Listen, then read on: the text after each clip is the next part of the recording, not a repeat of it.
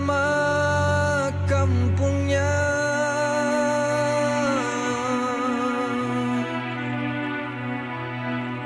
sudah diterangkan pada mulanya.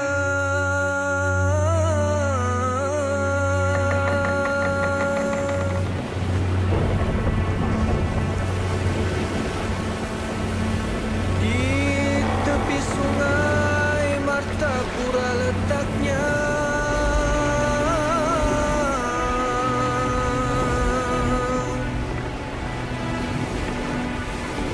menuju Banjarmasin arah tujunya.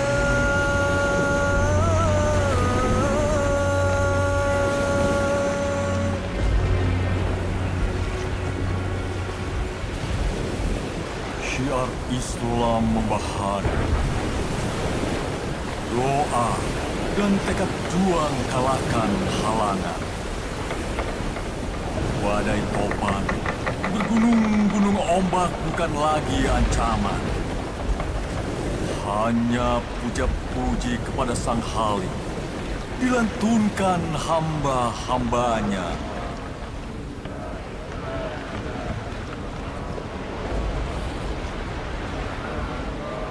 Membara di alam kontemplasi, menyeruak, memaknai perjalanan batin. Junjung kalimat tauhid, dinakodai kecintaan yang sempurna. Alhamdulillah, wa la ilaha illallah, wallahu akbar, subhanallah, walhamdulillah, wa la ilaha illallah, wallahu akbar.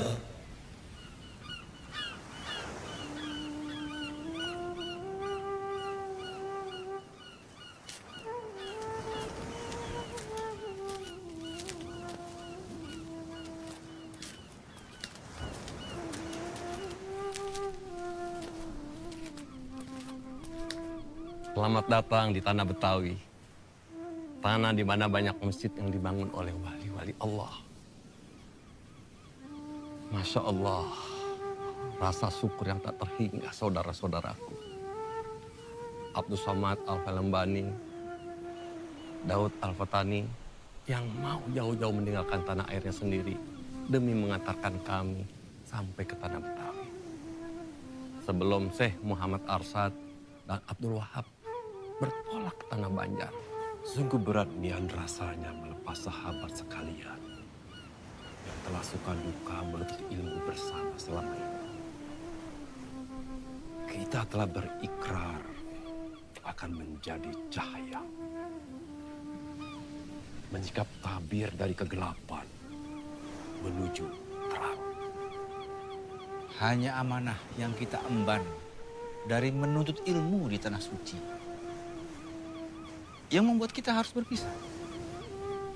Demi membesarkan syiar di tanah air kita masing-masing, demi tegaknya cahaya Islam. Ayo Syekh.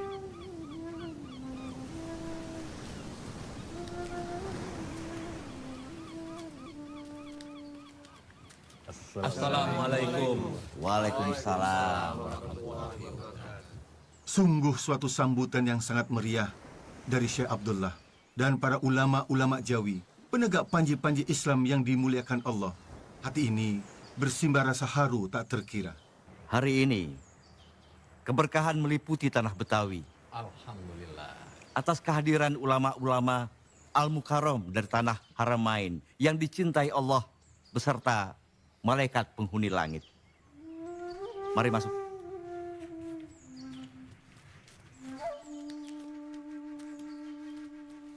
Syekh Muhammad Arsyad dan Syekh Abdurrahman Al-Misri beserta para sahabat sempat singgah di Pulau Penyengat. Benarkah kabar itu? Allahumma na'am, ya Syekh Abdullah. Kami singgah dulu di beberapa tempat, di Pulau Penang, Perak, lalu singgah ke Tumasik, dan terakhir kita mampir ke Pulau Penyengat Riau. Kami mengajar di masjid-masjid di sana. Alhamdulillah, banyak ilmu yang kami dapatkan saat mengajar.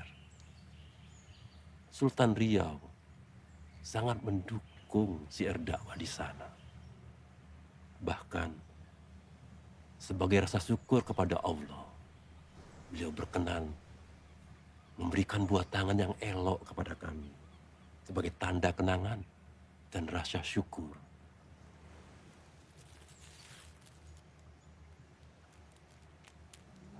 Masya Allah. Alhamdulillah.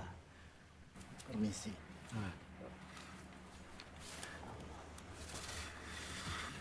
Selama di Tanah Suci, siapa guru-guru dan syekh-syekh antum sekalian?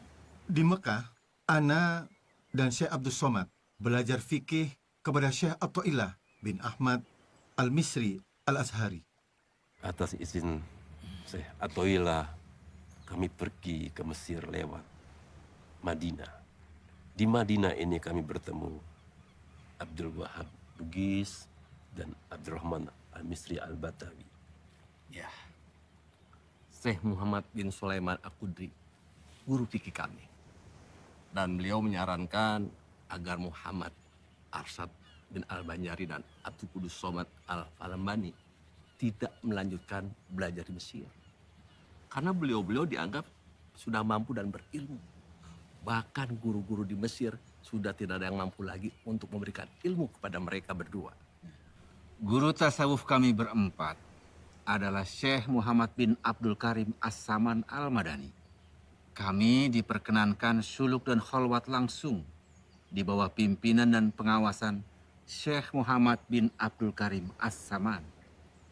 Alhamdulillah, kami berempat diberi tugas sebagai khalifah Tarikat Salbaniyah untuk Tanah Jawa. Alhamdulillah. Betapa beruntungnya para syekh sekalian dapat belajar langsung dengan guru-guru yang berilmu tinggi.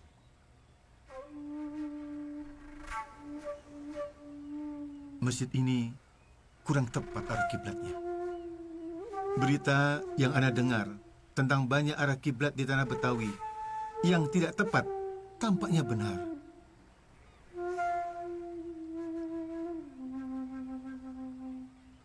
Tidak tepat.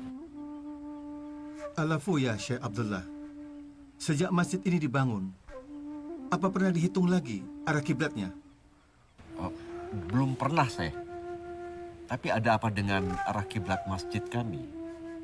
Ya Abdullah, coba antum ikut Ana, begitu pula yang lain, agar menjadi saksi.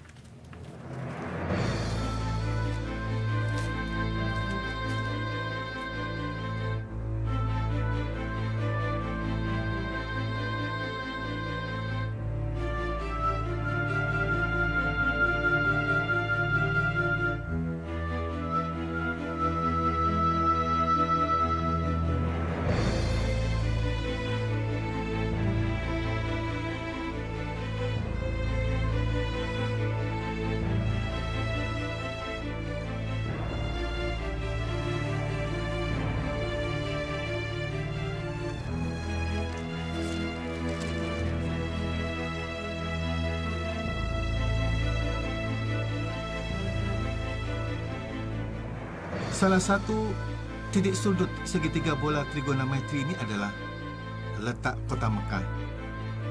Titik sudut yang kedua adalah kutub utara. Dan titik sudut yang ketiga adalah letak yang hendak ditentukan arah kiblatnya. Maka inilah derajat dari Mekah sampai ke Betawi.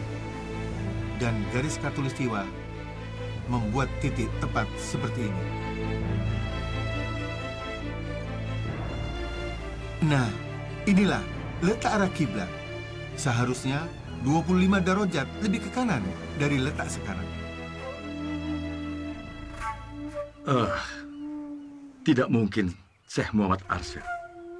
Ana yakin, masjid-masjid di kota kami dibangun oleh wali-wali kasyaf yang dengan karomahnya dapat melihat secara langsung tepat atau tidaknya arah kiblat. Tidak mungkin ada kekeliruan. Oleh sebab itu, dilarang untuk mengubahnya. Tidak ada larangan untuk membetulkan arah kiblat pada masjid-masjid yang keliru. Walaupun masjid itu dibangun seorang wali.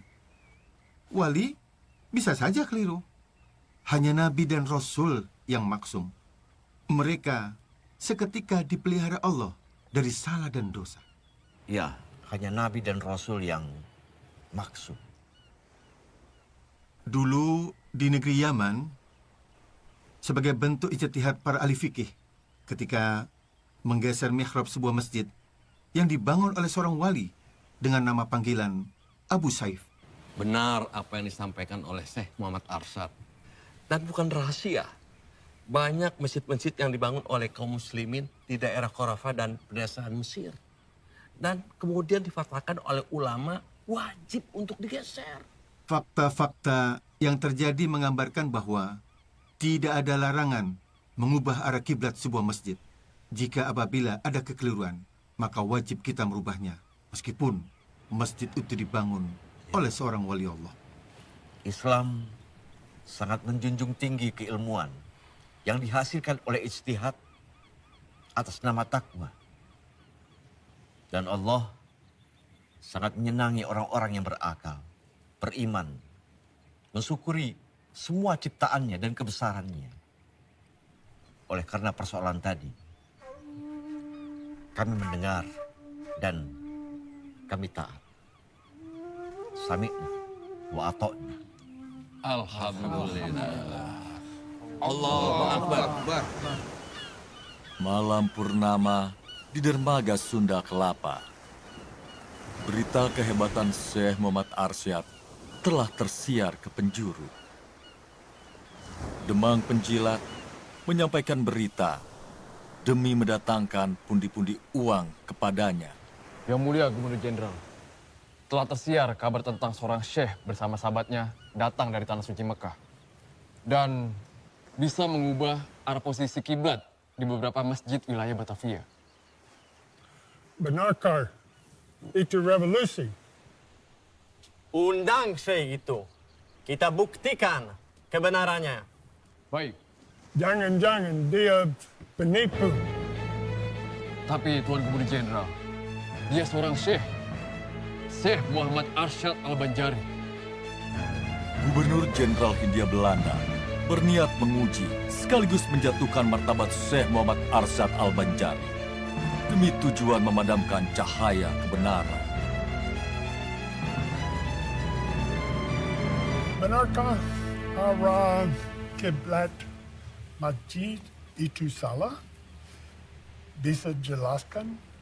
Kesalahannya adalah seharusnya bergeser 25 darajat dari letak arah kiblat yang ada sekarang.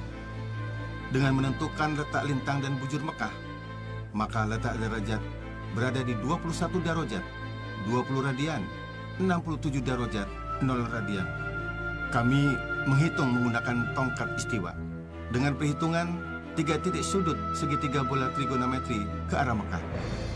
Adapun untuk perhitungan titik 0 darajat bujur, bukanlah menggunakan patokan Greenwich London, tapi seharusnya berpatokan pada Jazairul Khalidat Asbahni.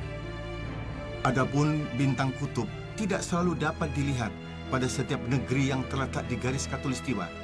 Demikian juga di negara yang berada di sebelah selatan khatulistiwa, seperti Banjar dan Jawa. Maka pada negeri-negeri itu tidak dapat bintang kutub dijadikan dalil untuk menentukan arah kiblat. Namun, ujung pedoman selalu menunjukkan ke arah utara. Kebetulan searah dengan posisi keberadaan bintang kutub utara berada.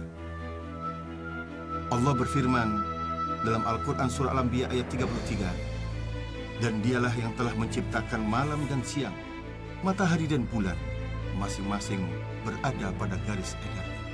Sadaqallahul Adzim. Bagaimana Syekh Muhammad menilai kedalaman laut? Kita sedang berlayar menuju Laut Jawa. Kedalaman air laut bisa diukur dengan menggunakan tali simpul yang berbandul. Tali simpul berbandul yang ditenggelamkan ke dalam laut yang dihitung dengan perkiraan yang tepat. maka akan mendapatkan berapa kedalaman air laut. Tuan Syekh Muhammad Arsyad Al-Banjari yang terhormat, ada satu pertanyaan akhir yang harus Syekh jawab. Tentang apa isi kelapa yang saya pegang ini? Itu buah kelapa.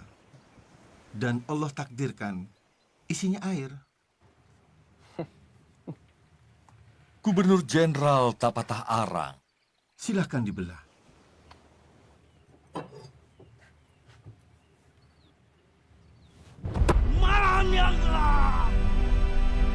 Malam purnama menjadi saksi kelicikan Demang atas restu sang gubernur. Siasat jahat bersekutu dengan iblis dijalankan demi mempermalukan Syekh Muhammad Arsyad Al-Banjari.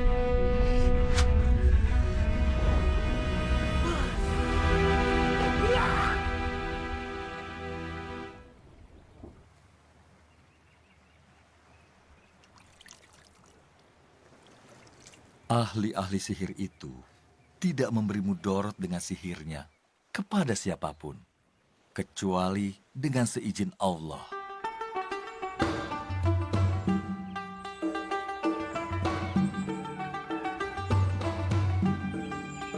Kejayaan Kesultanan Banjar di bawah pimpinan Pangeran Tadilaga yang bergelar Sultan Tahmidullah II menjadikan bumi Banjar sebagai pusat perdagangan komoditas.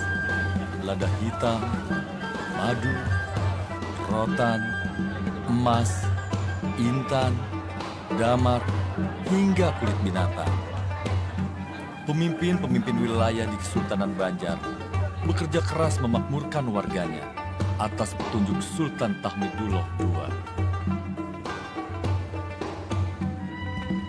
Wahai rakyat Banua Banjar, dan sanaku barataan, Allah Subhanahu wa Ta'ala mengutus kekasihnya Muhammad Sallallahu Alaihi Wasallam dengan membawa ayat-ayat suci Al-Quranul Karim yang mengajarkan akhlakul karimah kepada kita semua. Dan insya Allah akan membawa kita ke jannah, membawa kita ke surga. Di tengah-tengah kita hadir Syekh Muhammad Arsyad Al-Banjari.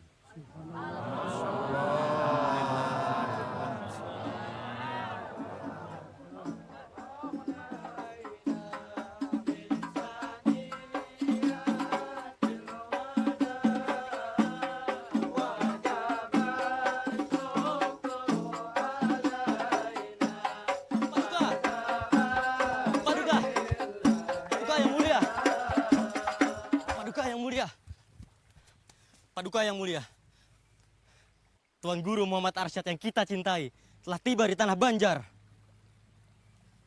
Apa benar kabar yang saya dengar ini? Benar, Paduka yang mulia. Sekarang di mana Syekh Muhammad Arsyad berada? Kabar ini ulun dengar dari teman masa kecil beliau yang baru saja tiba dari dermaga. Mereka sempat bertemu di Sungai Barito ketika Tuan sedang bersandar sejenak di dermaga Muara Sungai.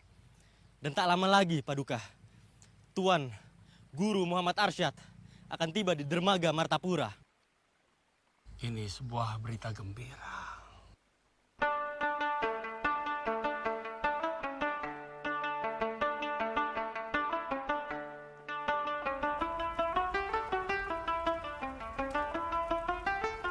Assalamualaikum. Waalaikumsalam warahmatullahi wabarakatuh. Selamat datang, Syekh. Datang kembali di lingkungan istana. Sungguh suatu kehormatan, Paduka yang mulia. Ulun sama sekali kada mengira jika Sultan berkenan menyambut sendiri kedatangan ulun. Ini seperti Datuk lihat, kami rutin mengadakan badadamaran setiap malam salikur di bulan Ramadan. Begini, Datuk, memerlukan ulama berilmu untuk membimbing umat mengenal Allah dan mencintai Islam sebagai pedoman hidupnya. Karena itu, bertumpuk harapan kami limpahkan kepada Datuk agar rakyat Banjar terlepas dari kebodohan dan menjadi umat yang bertakwa. Karena kami yakin Datuk adalah ulama penegak panji Allah. Tak terasa, kurang lebih 30 tahun Ana meninggalkan Martapura.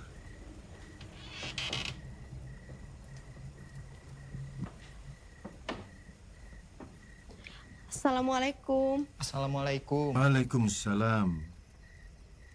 Abah, ini Syarifah. Syarifah? Syarifah anakku? Iya, ini Syarifah, Abah. Dekat sini, nak.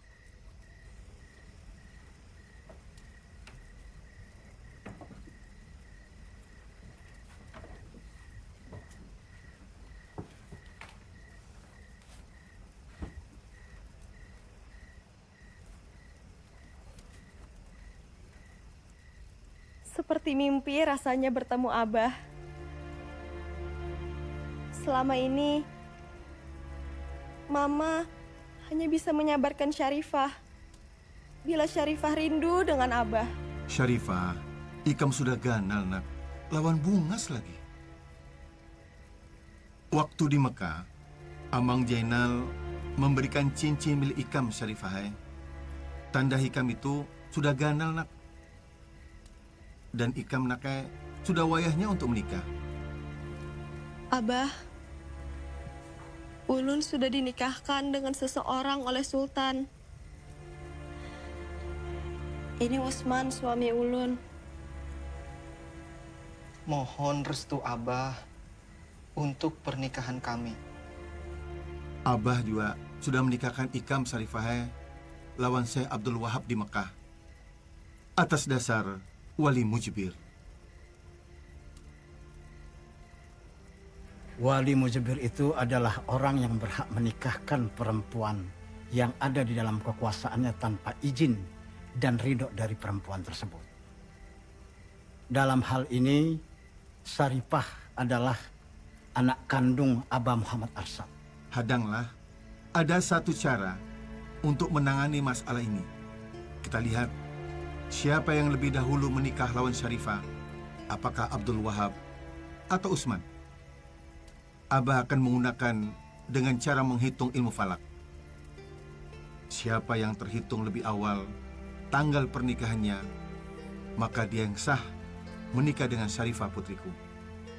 Dan keputusan ini harus diterima oleh semua pihak dengan hati ikhlas. Apapun hasilnya, aku menerimanya dengan ikhlas. Begitu pula Ulun, Abah. Ulun terima saja takdir dari Allah, Abah.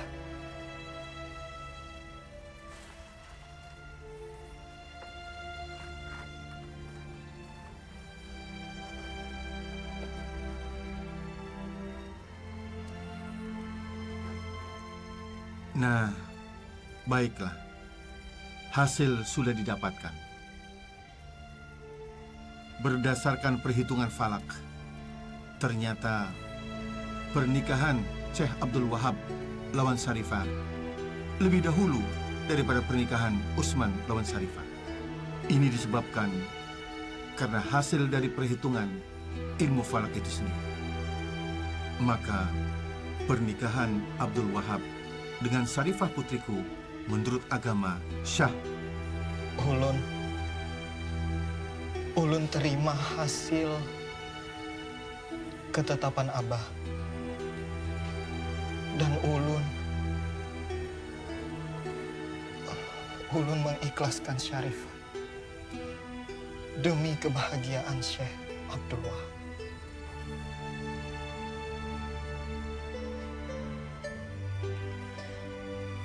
Syarifah menerima keputusan Abah. Karena itu sudah kehendak Allah.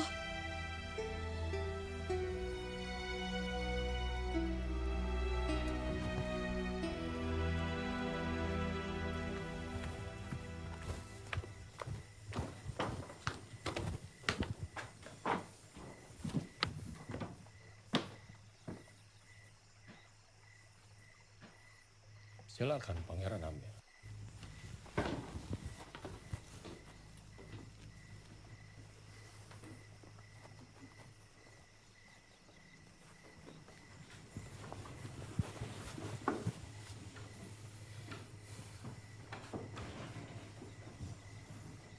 Sudah saatnya Paman Pangeran Natadilaga menyerahkan kesultanan padaku untuk menjalankan pemerintahan Kesultanan Banjar. Pangeran Amir, takdir Allah sudah ditentukan. Aku Pangeran Natadilaga yang sekarang bergelar Sultan Tahmidullah II telah membangun peradaban negeri Banjar hingga maju seperti sekarang ini. Apabila negeri Banjar dijalankan oleh orang yang salah, maka Kesultanan Banjar akan hancur dalam waktu singkat. Itu hanya alasan Paman. Lalu bagaimana dengan wasiat abah kami? Sultan Muhammad Aliuddin Aminullah yang mewasiatkan bahwa tahta akan diturunkan pada anak-anaknya. Dan kami semua sudah pantas menduduki tahta itu, Paman.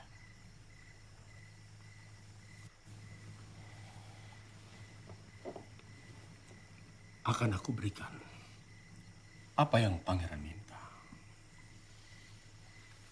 Menikah dengan putri-putriku.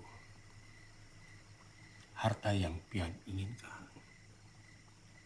Jabatan di pemerintahan semua akan aku kabulkan. Tapi masalah tahta tidak akan aku serahkan. Aku pemegang penuh kekuasaan di Kesultanan Banjar.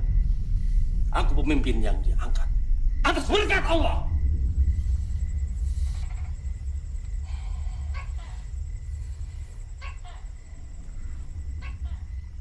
Baik. Baik, Paman. Kalau memang tahta tidak akan diberikan kepada ulun,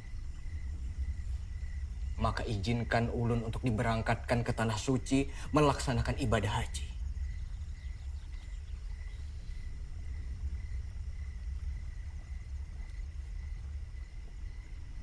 Cita-cita yang sungguh mulia, Pangeran Amir. Aku akan kabulkan keinginan Pangeran. Segala biaya dan perlengkapan akan ditanggung Kesultanan Banjar.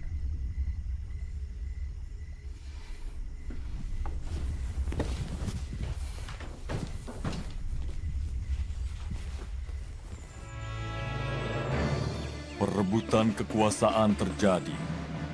Pangeran Amir, anak Sultan Banjar Muhammad Aliuddin Aminullah, yang gagal naik tahta pada tahun 1785, menuntut hak tahtanya. Namun tuntutan itu tidak diindahkan oleh walinya sendiri, Pangeran Natadilaga atau Sultan Tahmidullah II. Malam ini, kita rebut kekuasaan dari Sultan Natadilaga. Kesultanan Banjar ada di sini.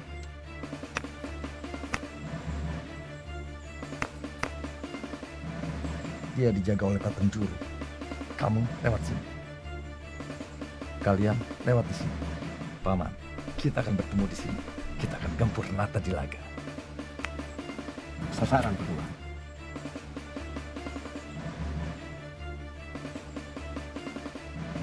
Mari kita berangkat.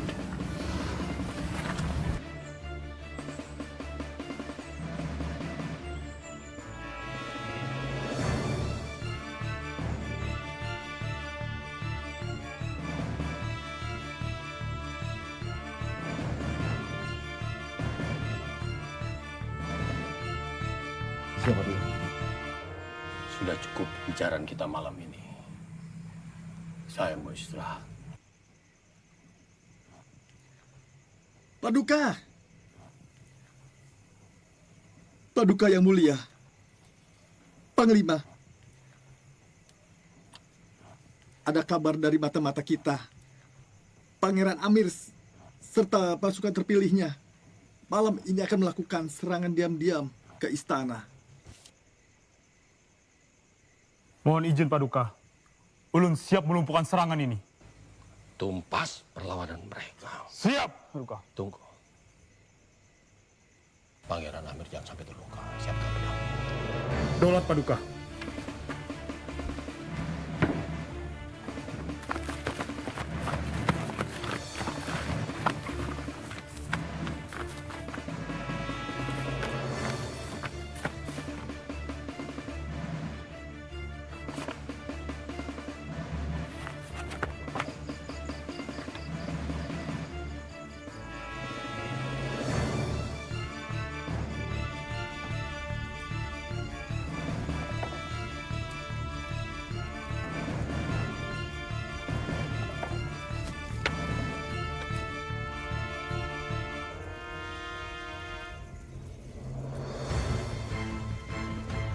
Abah kada mau umpat campur urusan tahta antara keluarga kesultanan.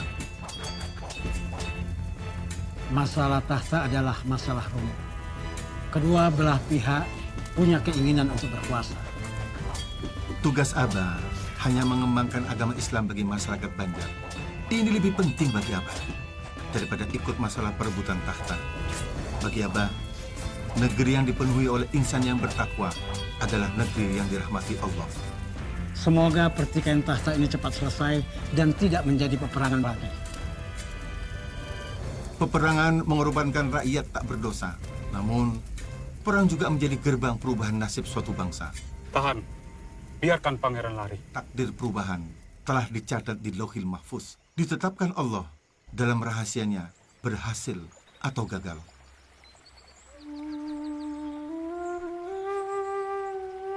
Sejak kecil, Muhammad Arsyad telah dianugerahi berbagai bakat.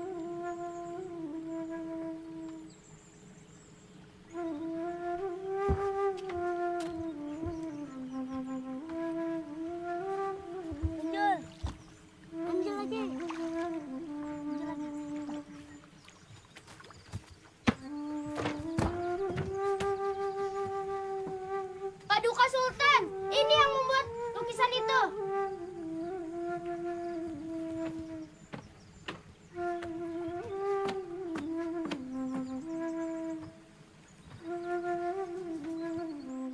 Betapa indah lukisan ini. Siapa nama Ananda? Nama ulun Muhammad Jafar. Kenapa Ananda melukis gambar sungai, perahu, dan gunung-gunung di sekitar lukisan gambar lafaz Allah? Allah menciptakan semuanya. Gambar sungai mengalirkan air supaya perahu-perahu bisa berjalan di atasnya. Kalau gunung itu tinggi, ujungnya runcing. Bentuknya seperti perahu terbalik. Kalau gunung tidak bisa terbalik, maka sebaliknya. Cerdas nian Ananda. Masih kecil namun pikirannya dalam seperti orang dewasa. Begitu pula lukisan, kaligrafi, sangat indah. Paduka, Ananda ini seperti Galuh. Kelak dibuka menjadi intan bernilai tinggi. Dia sungguh dianugerahi setumpuk bakat. Anak ini akan kubawa ke istana untuk dididik. Cari orang tuanya. Tertumpah rasa kasih sayang seisi istana kepada Muhammad Arsyad yang mempunyai nama lahir Muhammad Jafar. Gurunya sangat kagum atas kepandaian muridnya.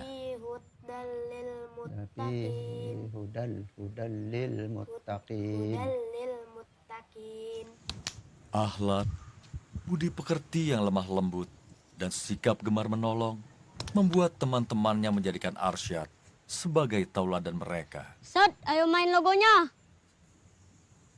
Nah, boleh Arsyadnya.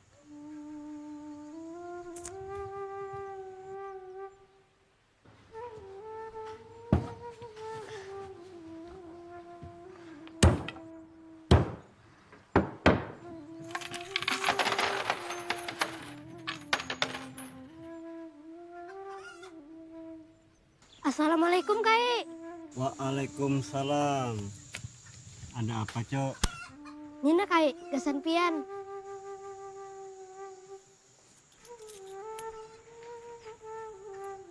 Terima kasih, Cula. Nggih, sama-sama. Nun permisi dulu lah.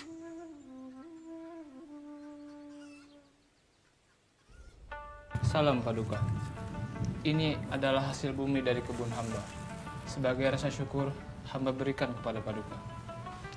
Alhamdulillah, tanah Banjar subur. Salam Paduka. Hamba ingin mengabarkan bahwa masalah perkebunan perselisihan di keluarga hamba telah selesai. Alhamdulillah. Terima kasih Paduka. Hamba mohon diri. Paduka. Paduka yang mulia. Baru saja keajaiban telah terjadi pada Tuan Muda Ja'far. Tubuhnya melayang di atas tempat tidur. Melayang? Apa benar? Mana ada manusia bisa melayang? Kayak ulun melihat dengan mata kepala ulun sendiri, Paduka yang mulia. Bahkan ulun memegang tubuh Tuan Muda, menadah supaya tidak jatuh. Tuan Muda juga bercerita tentang mimpinya itu. Tuan Muda baik-baik saja. Ulun mimpi ada kakek bawa ulun ke langit, Paman. Ulun terharu, Paduka yang mulia, mendengar cerita itu. Dan tak kuat rasanya menahan cucuran air mata, Paduka yang mulia. Tanda-tanda Ja'far akan menjadi orang besar, Paduka yang mulia. Dia kelak akan membawa kemajuan bagi Kesultanan Banjar. Ya. Tuhan telah menampakkan Ja'far menjadi orang besar, kelak berjasa bagi Kesultanan Banjar. Kita harus merawat anak ini dengan penuh kasih sayang, mencukupi kebutuhannya, membekalinya dengan ilmu dunia dan akhirat.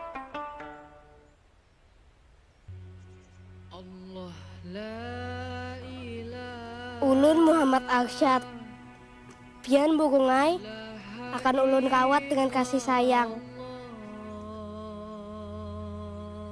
Masa remaja Muhammad Arsyad dilalui pada saat Sultan Hamidullah, berlanjut ke masa Sultan Tamjidillah berkuasa.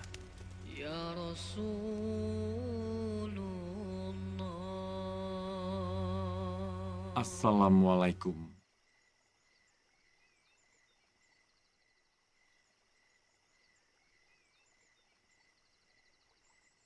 Ananda Arsyad, usiamu sudah pantas untuk menikah.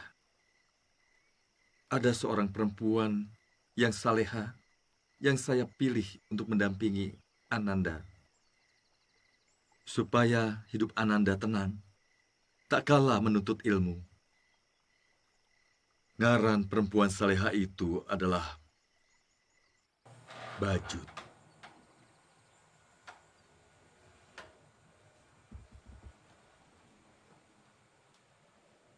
Ding, sudahkah sholat tahajud? Baru saja selesai, Kanda.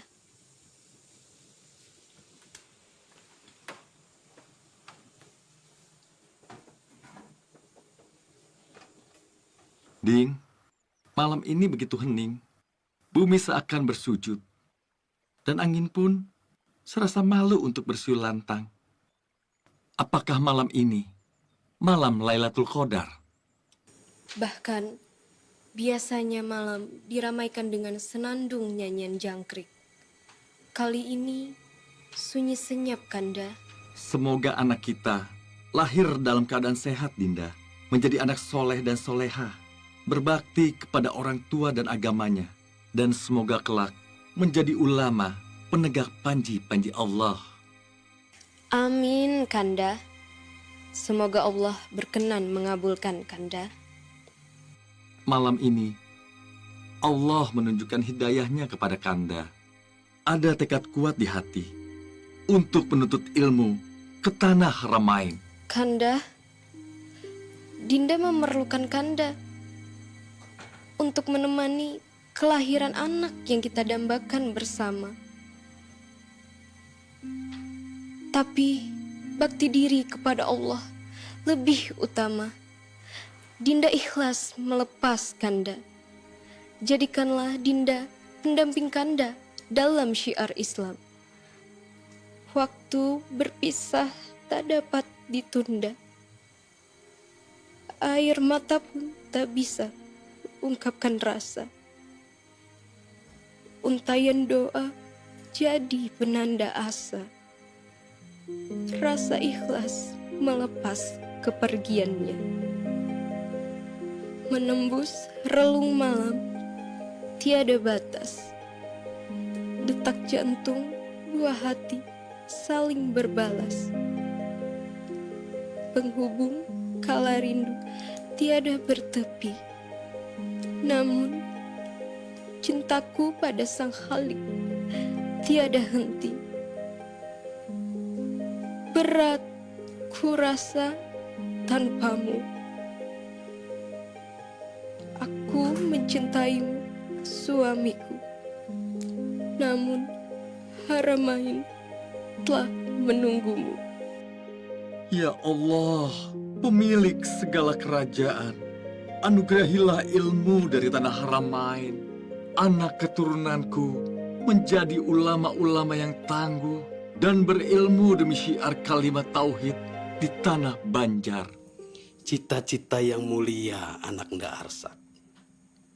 Kurestui niat Ananda. Kesultanan Banjar memerlukan ulama-ulama pembimbing umat. Kesultanan akan maju di bidang keagamaan dan ilmu pengetahuan. Islam menjadi kemaslahatan bagi rakyat Banjar. Muhammad Arsyad Muda menuntut ilmu agama dan pengetahuan umum di Mekah selama 30 tahun. Di Mekah, karena kecerdasannya, Muhammad Arsyad diberi izin untuk mengajar di Masjidil Haram. Ia mendapat sebutan syekh atau seorang ulama dengan keilmuan agama Islam yang tinggi. Di tiap sisi wilayah tempat kita membangun madrasah, kita doakan mudah-mudahan tempat ini selalu terjaga dari kekuatan jahat yang merusak. Di mana ada kebaikan bersemi, di situ kejahatan tak akan diam.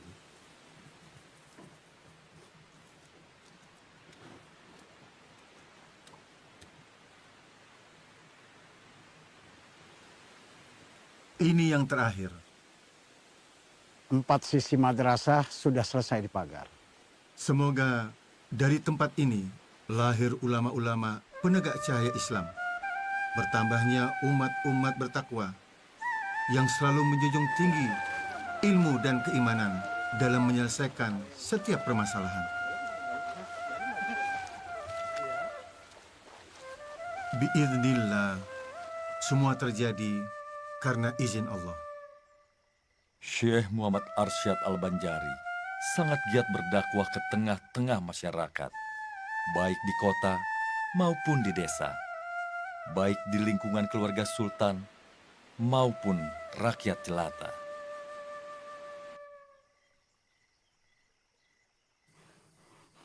Dasar binahong. Seberatan rencana Unda jadi kacau. Unda sudah hendak membangun rumah judi lawan gelanggang besong ayam. Ini gara-gara dibangun madrasah di kampung dalam pagar. Jadi kacau. Jamu. Apa hebatnya agama? Apabila Sultan Banjar tolak menyerang ke pasir, kita serang juga secara mendadak. Ayo Pak. Aku. Sabar Bauntonglah. Assalamualaikum. Ada apa loh? Guru, anak ulun lawan ulun kelaparan. Kada ada makanan di rumah. Laki ulun kada mau begawi. Hanya asik lawan amalan-amalannya. Ulun kada tahu lagi harus kayak apa, Guru. Ulun minta tolong pian, Guru. Kawalah pian menyadarkan laki ulun.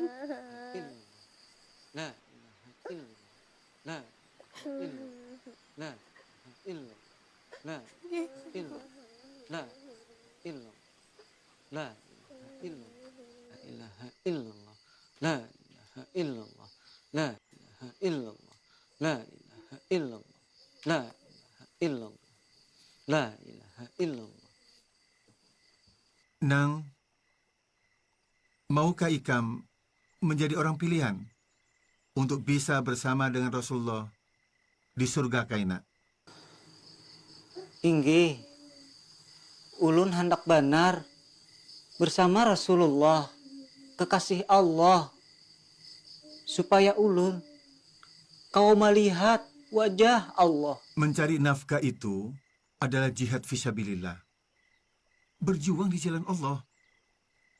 Bila Ikam mengikuti apa yang Rasul lakukan, maka Ikam adalah pengikut Rasul. Dan berhak kelak hidup bersama Rasul.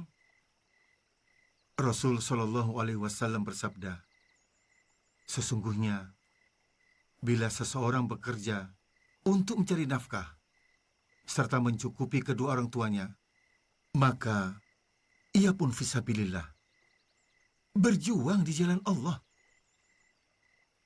Bahkan baginda Rasul SAW pernah saat masih kecil mencari nafkah dengan mengembala ternak orang lain.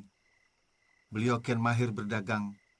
Bahkan sebelum kenabiannya, beliau dikenal sebagai seorang pedagang yang sukses dan terpercaya. Maulah Ikam berjihad fisabilillah, mengikuti Rasul yang kita cintai. Inggih, ulun hendak benar jadi pengikut setia Rasulullah SAW. Mudahan Allah meridhoi niat ulun bagawi mencari rajaki gasan menghidupi anak bini ulun. Mudah-mudahan kami selamat dunia akhirat. Amin. Dunia ini hakikatnya menjadi alat untuk menggapai kebahagiaan akhirat. Abah minta maaf, nak. Abah sayang. Mudah-mudahan kita selamat dunia akhirat. Nyaman dunia akhirat. La ilaha illallah, la ilaha illallah, la ilaha illallah, la ilaha illallah, la Alhamdulillah, ulun sudah mulai mengerti yuk. Ayo cepetan masuk, nanti terlambat.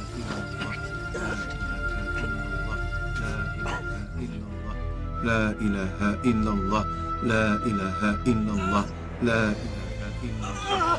Doa-doa perlindungan dan zikir pengagungan kepada Allah menjadi benteng dari kejahatan yang mengintai.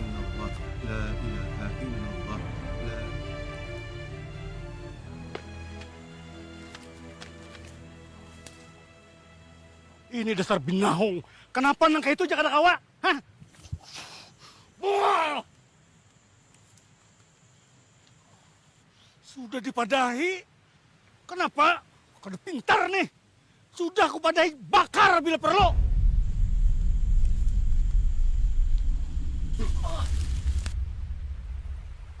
Nah, ada kalem buai. Nyaman dimakan nih. Apa mau makan kalem buai? Gitu kan aku dimakan. Haram.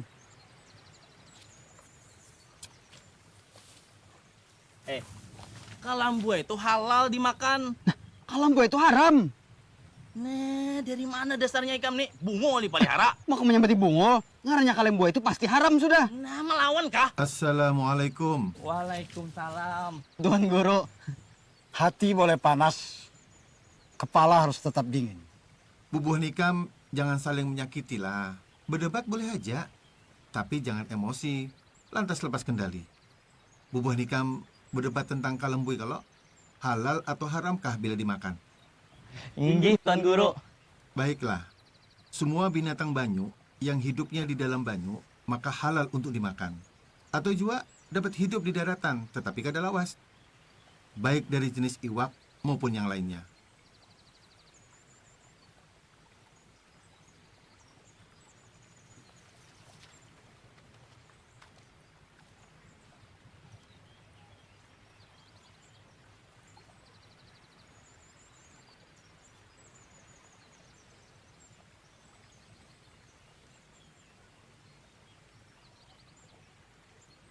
Haram memakan kalomboy. Karena apa? Karena berdasarkan kaya apa hidupnya, bisa hidup lawas di banyu atau lawas di darat. Amun haleleng halal Japang dimakan, karena hidupnya lawas di banyu.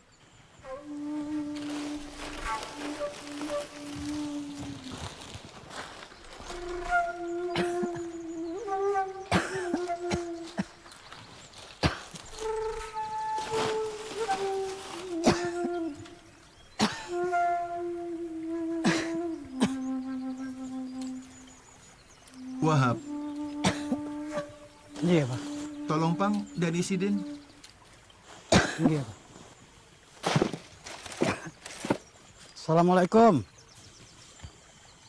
Waalaikumsalam. Nini kerja sendiri? Inggih, Datu.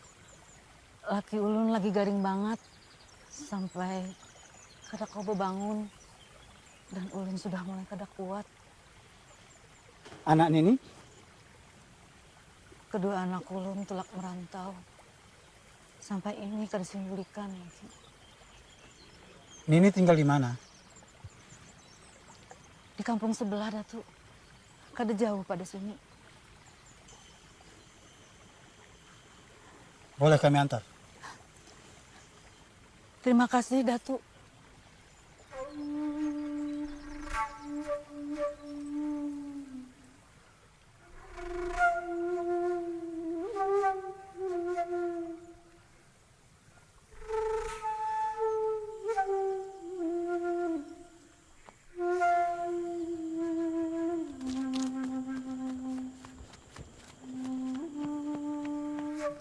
Assalamualaikum. Silakan masuk, Datu.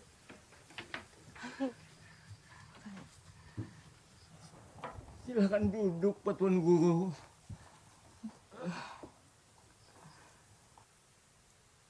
Ni, kenapa batis kai?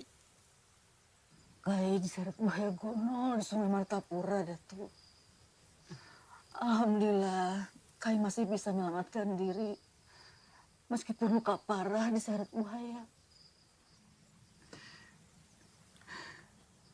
Parah sekali lukanya. Betul, Wahab. Kita harus segera bawa mereka berdua ke dalam pagar. Pian berdua, sore ini juga hendak kami bawa ke kampung dalam pagar, Gasan dirawat. Alhamdulillah. Datu berdua datang menolong kami di kala kami sekarang. Datu berdua utusan Allah.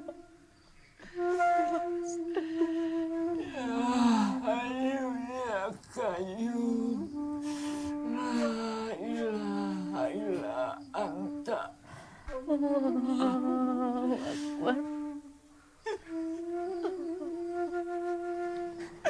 Nanti di kampung dalam pagar, Kai dan Nini dibantu oleh Pananamba dari istana.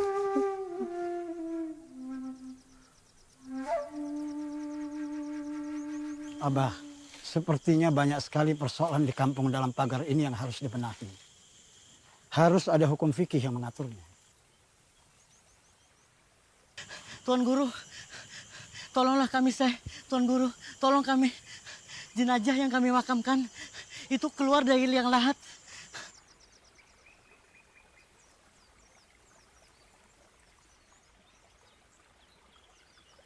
Ma, maafkan anak Mama. Tanah di wilayah Banjar memang banyak berjenis rawa atau tanah gambut. Ketika curah hujan tinggi, maka dengan mudah mayat keluar dari dalam kubur. Mudah rusak, bahkan banyak dimakan hewan buas. Betul, Tuan Guru. Kemarin ada jenazah yang dimakan binatang buas. Sudah kami kafani dan kami makamkan lagi. Tapi kemarin naik lagi dan jasadnya rusak parah. Bahkan ada jenazah perempuan yang auratnya terbuka. Katulahan, kita semua akan ketulahan. Arwah-arwah ini sebentar lagi murka dan gentayangan mencari korban. Jangan imani tahayul, bisikan iblis itu. Sebaiknya mayat yang sudah dikafani ditempatkan di dalam tabela agar jasadnya kada hancur. Banua Banjar ini kebanyakan tanahnya rawa dan tanahnya juga gambut. Berbeda di Arab atau di Timur Tengah yang pada umumnya tidak ada rawa dan tidak ada gambut. Maka pemakaian tabela hukumnya wajib di sini. Betul Tuan Guru.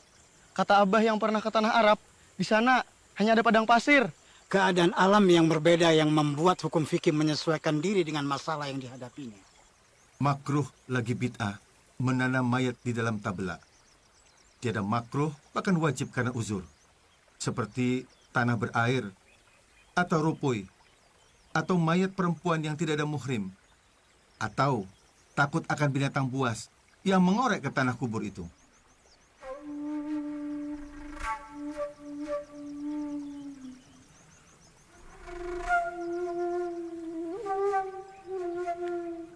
Ayo, Syekh.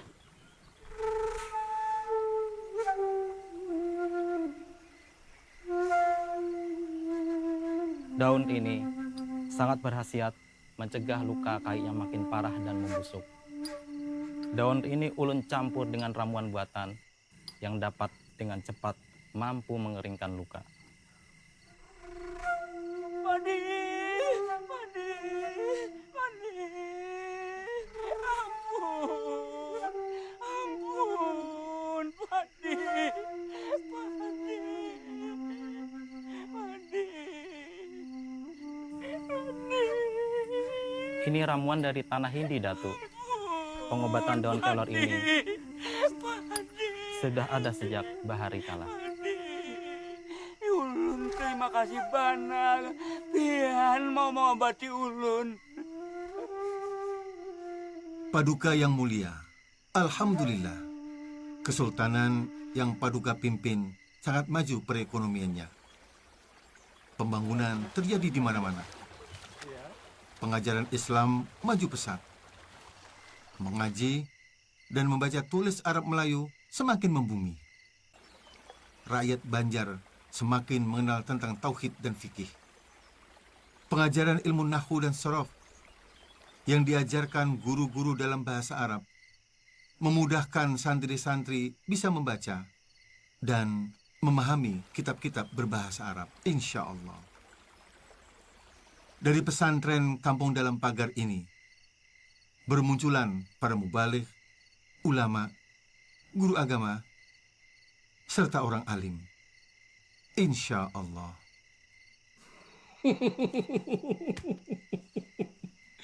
Senang sekali mendengarnya, Datuk. Kesultanan Banjar akan disegani hingga ke mancanegara. Namun Paduka Sultan, tanpa mengurangi rasa hormat, ternyata masih ada rakyat miskin yang harus disejahterakan. Apa betul, Datuk, rakyatku masih ada yang miskin? Tidak hanya miskin, bahkan ada pula yang tergolong fakir.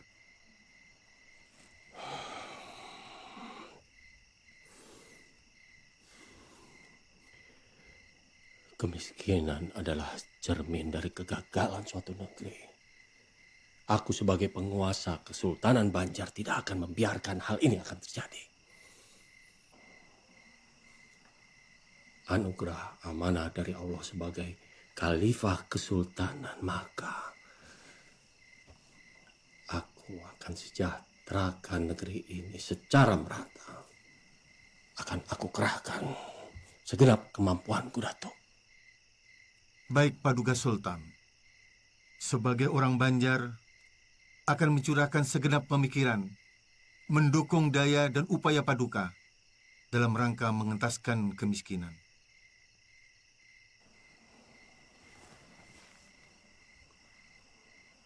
Datu punya saran. Rakyat fakir miskin, untuk yang masih kuat mencari nafkah, kita beri kail yang mulia.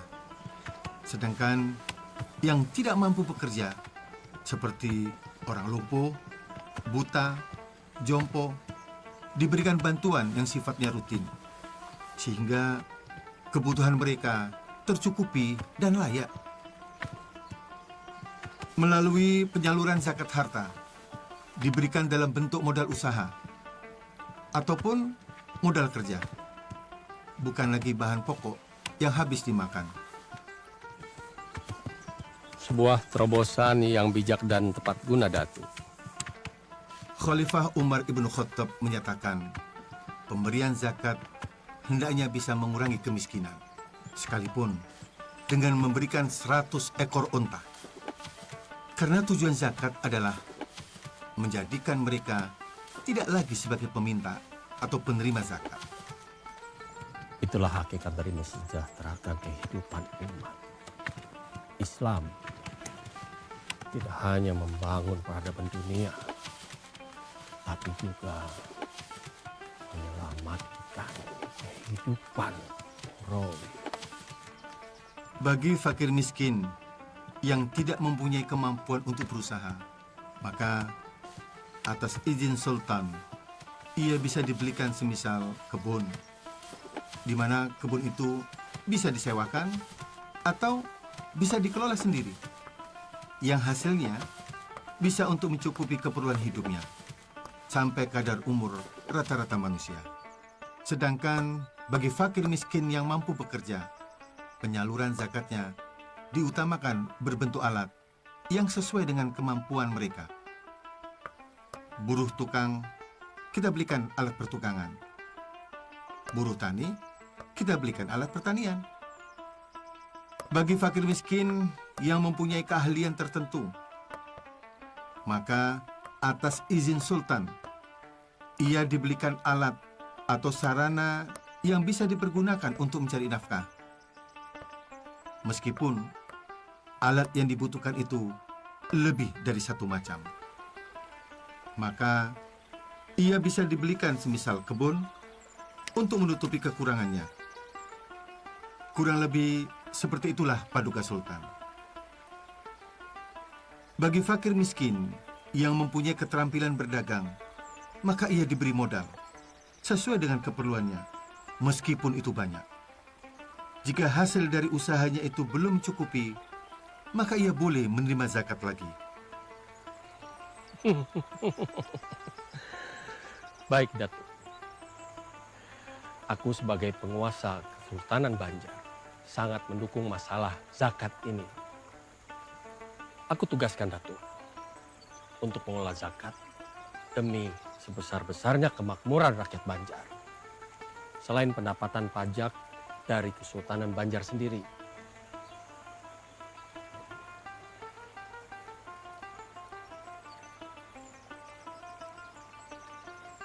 Tuan Guru! Assalamualaikum Tuan Guru! Tuan Guru! Tuan Guru! Tuan Guru! Tuan Guru, saya ingin bertobat dan terimalah saya menjadi santri, Tuan Guru. Benar, Tuan Guru. Mohon kami diterima sebagai murid. Sudah banyak darah orang tak bersalah kami tumpahkan. Syekh dengan tegas memberitahukan cara memakamkan jenazah mama saya. Ketika jenazah mama saya dimakamkan dalam peti kayu, malamnya mama datang dalam mimpi. Mama tersenyum. Biar mama... Lihat, badan Mama sudah tenang di sana. Bagian sekalinya. Ubahlah tingkah laku Ika Manang. Syekh. Ini Reh, naga-naganya pacangan jadi musuh pribadi Unda. Syekh dalam pagar, nih, jebes musuh ikam. Kita.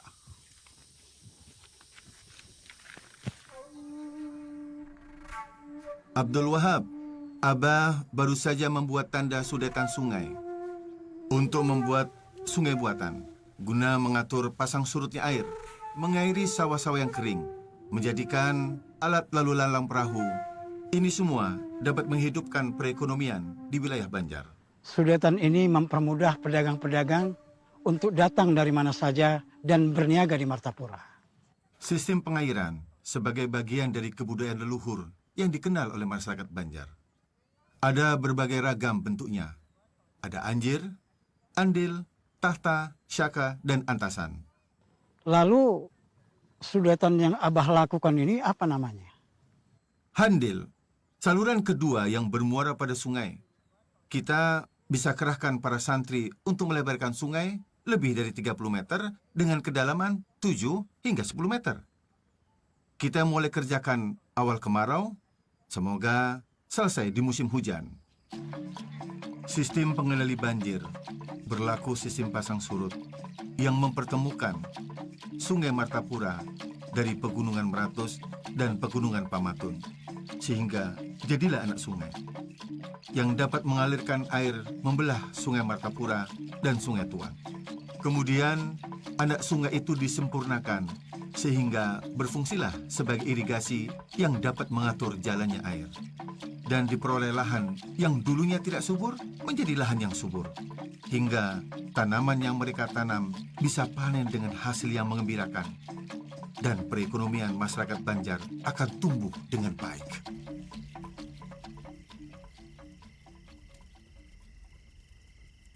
Terima kasih Paduka Sultan. Biarkan bendahara yang membagikan secara langsung di bawah pengawasan kita. Ya, aku ingin menyaksikan rakyatku sejahtera. Tidak ada lagi kata miskin. Sudah unda padahi, kacaukan dalam pagar. Bila perlu, bakar madrasahnya. Kada pintar, itu aja kada kau matasi. La ilaha illallah, la ilaha illallah, la ilaha illallah, la ilaha illallah, la ilaha illallah, la ilaha illallah, la ilaha Awas, illallah. kada tolong jebes. Hadangi nyawa. La ilaha illallah, la Hadangi. illallah, la ilaha illallah, la ilaha illallah. Hari ini bertemuan, bertemuan lo jebes. Bunuh jam. La ilaha illallah, la ilaha illallah, la ilaha illallah, la ilaha illallah, la ilaha illallah, la ilaha illallah, la ilaha illallah, la ilaha illallah, la ilaha illallah, la ilaha. Tapi aku harus membunuhnya.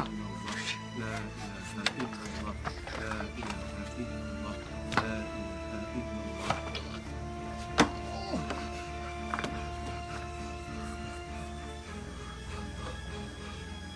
Bertobatlah sebelum waktumu habis.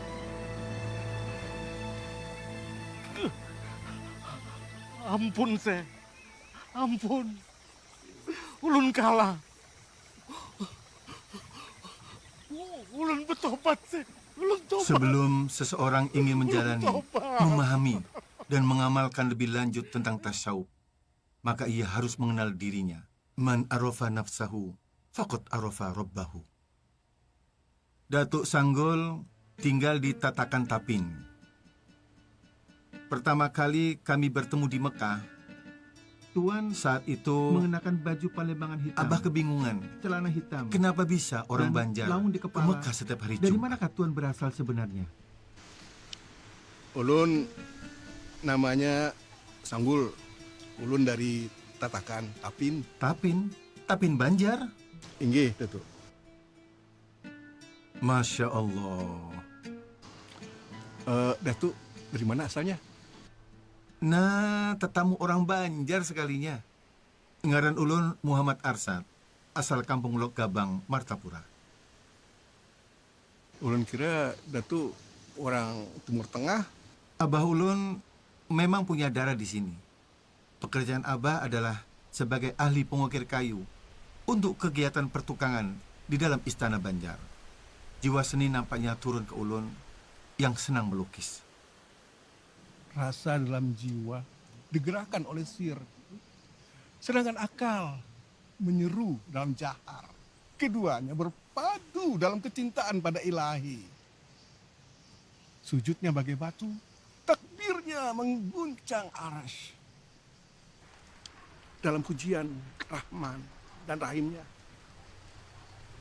langit menyibak samudra batin, mereguk limpahan nur dalam suka dan cita, dan menangis dalam kerinduan yang menyayat. Setitik noda dosa menyilaukan permata ketakwaan. Penyesalan hanya jadi hiasan. Kemarahan menjadi tombak angkara murka. Hanya perisai hati melumpuhkan kekuatan hakiki. Singkap kemilau cahaya sang kholik hingga mata terpejam. Dari helai nafas menderu hingga detak jantung merayap dalam sunyi. Yang ada hanya keagungan namanya. Datu sudah berapa lama di Mekah? Ulun kemari Jumat kemarin. Ulun setiap Jumat kemari untuk bersembahyang. Tapi ke Mekah sangat jauh jaraknya. Mana mungkin? Ulun kada berdusta, Datuk. Baiklah, baiklah. Kalau Datuk Sanggul merasa tidak berbohong, bila pian berbulik lagi ke Mekah, tolong bawakan buah yang sedang musim di Martapura. Ingat, di Jumat depanlah. Riau-riau padang si Bundan, di sana padang si tamu-tamu. Rindu dendam menatap rembulan, di hadapan Allah kita bertemu.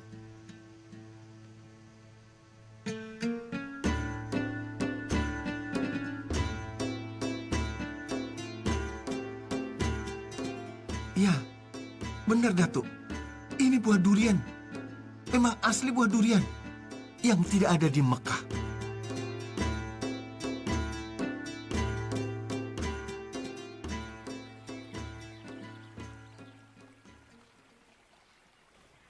Dar, kita ini dare kawan sekenceng, kawan semua keseliur.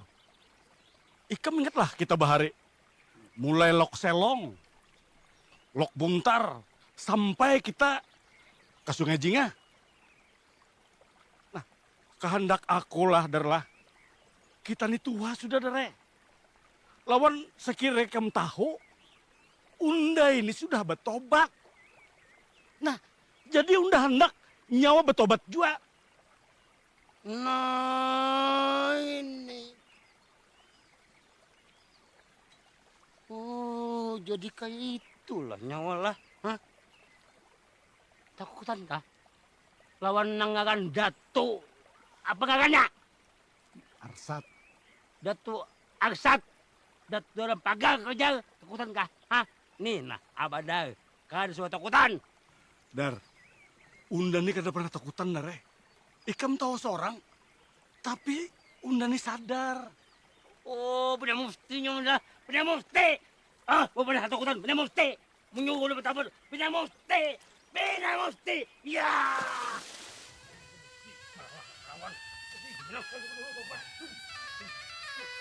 Udah, ada main gue, udah. Tobat ada mufti nyawa. Apapun ini kada main udah tobat apa-apa itu. Karawa, pokoknya ini. Apa nyawa cengang-cengang? Hah? Apa nyawa cengang-cengang? Sini. Jangan.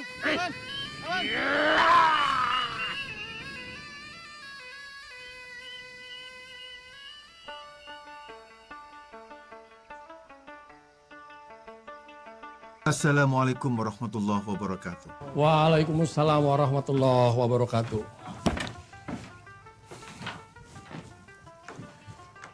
Begini Datuk, banyak permasalahan tentang fikih yang harus dijelaskan kepada masyarakat. Aturan-aturan fikih sangat membantu tatanan hidup rakyat Banjar. Apa Datuk Kalampayan bisa membuat aturan-aturan fikih yang nantinya bisa menjadi pedoman hukum, sehingga rakyat Banjar bisa semakin mudah mengenal aturan-aturan dalam Islam? Daulat Paduka Sultan, ulun memang punya rencana untuk menulis sebuah kitab. Dan ulun sudah mengumpulkan beberapa masalah yang terjadi di masyarakat Banjar yang akan ulun tulis dalam sebuah kitab. Bagus sekali, Datuk. Ternyata Datuk sudah mengumpulkan bahan-bahannya. Dulu saat ulun di Medina, ulun sempat berdiskusi dengan Syekh Muhammad bin Sulaiman Al-Kurdi tentang masalah sultan-sultan di Tanah Jawi yang mewajibkan rakyatnya untuk membayar pajak dengan maksud untuk kemaslahatan bersama. Apakah itu boleh? Tanya ulun ke beliau. Lalu apa jawaban Syekh Sulaiman? Syekh Sulaiman Al-Kurdi menyatakan, boleh apabila untuk kemaslahatan. Bagi orang-orang yang tidak sholat Jumat dan sholat 5 waktu berjamaah, maka dikenakan denda oleh Sultan. Intinya, beliau menjelaskan bahwa sholat Jumat itu jelas hukumnya fardu ain. Sementara sholat 5 waktu berjamaah berdasarkan pendapat yang kuat hukumnya fardu kifayah. Dan kata Syekh Sulaiman, wajib mengikuti perintah pemimpin selama perintah itu tidak menyalahi syariat.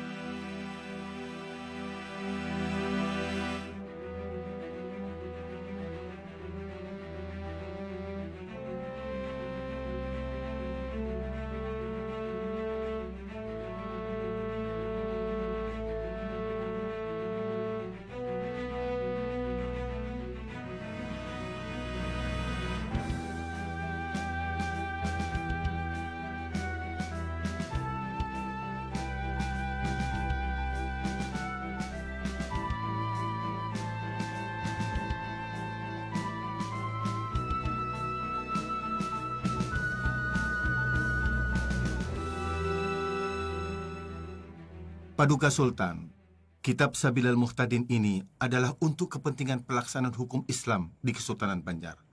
Maka perlu dibentuk mahkamah syariah. Lembaga ini berada dalam struktur kesultanan yang dipimpin oleh seorang mufti dan juga seorang qadhi paduka.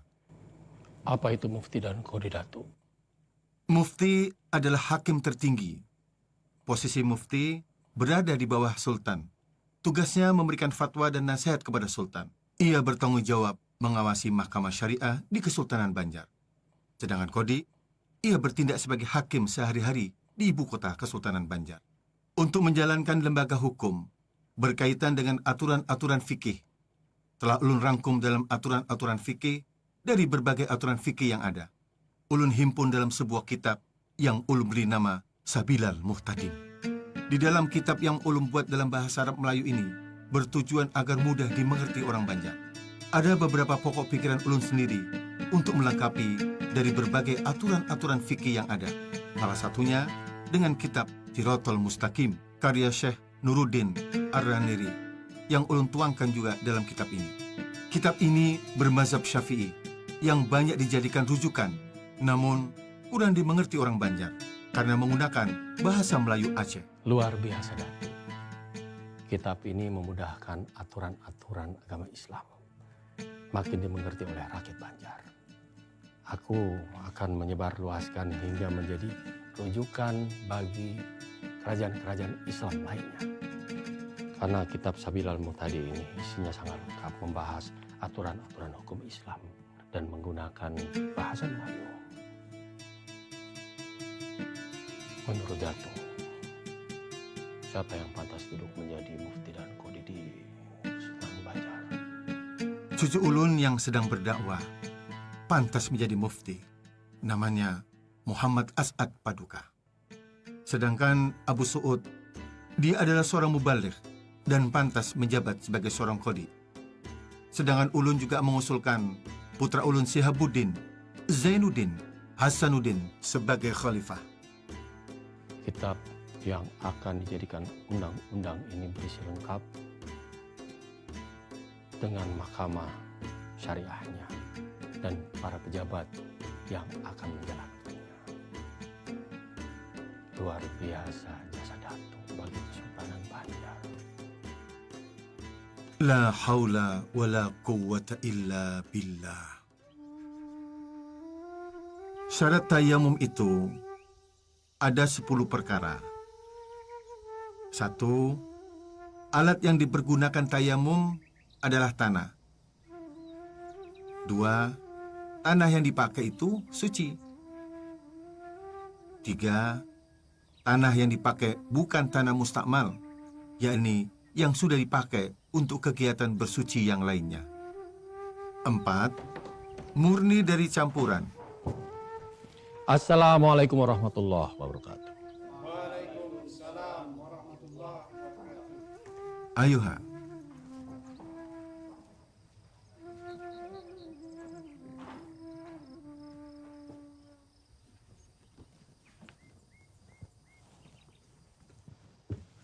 Hormat saya buat Datuk.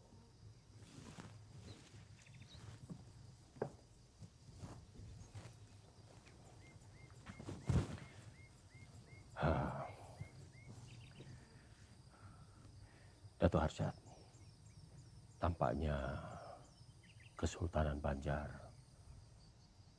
membutuhkan tempat khusus untuk pendidikan agama Islam. Benar, Paduka Sultan. Demi perkembangan pengajaran, memang lebih